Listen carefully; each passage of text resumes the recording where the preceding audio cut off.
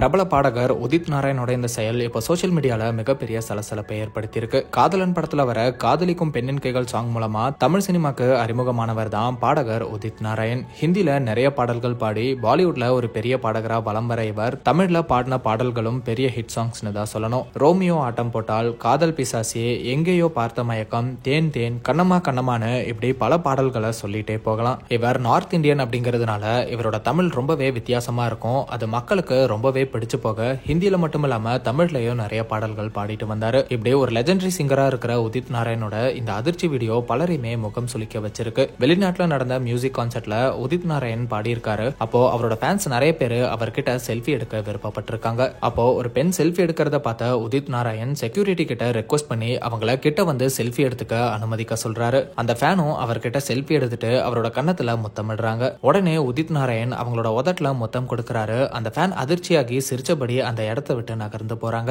உதித் நாராயணோட இந்த செயலுக்கு பலருமே கடுமையா அவருக்கு கண்டனங்களை எழுப்பிட்டு வராங்க. இப்படி ஒரே வீடியோல இவ்வளவு நாள் சேர்த்து வச்ச மொத்த மரியாதையையும் இழந்துட்டீங்களேன்னு சொல்லிட்டும் வராங்க.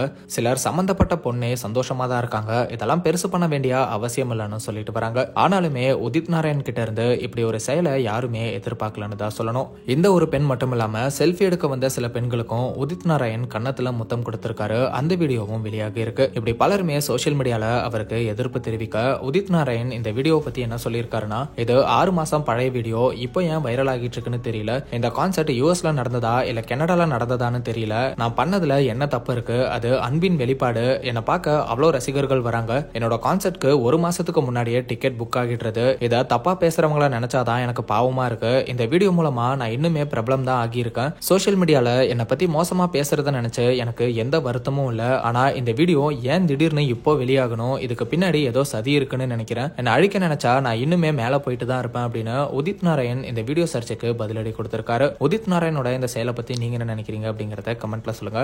ஏன்னா இந்த மாதிரி சினிமா, சீரியல்ஸ் அண்ட் ட்ரெண்டிங்கான அப்டேட்ஸ் பத்தி தெரிஞ்சுக்க நம்ம ட்ரெண்டாக் சேனலை சப்ஸ்கிரைப் பண்ணுங்க.